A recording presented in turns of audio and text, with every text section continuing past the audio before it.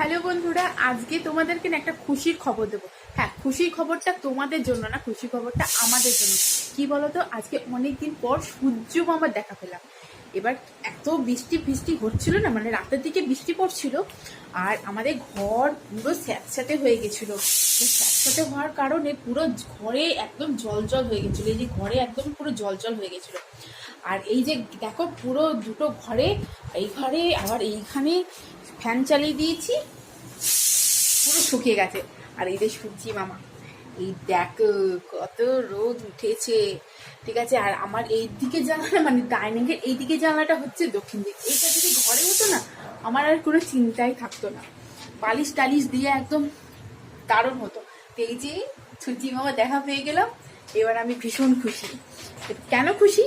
খুশিটা হচ্ছে ঘরগুলো শুকিয়ে গেছে, পুরো ঘরে ফ্যান চালিয়ে দিয়েছি, ঘরগুলো একদম শুকিয়ে গেছে।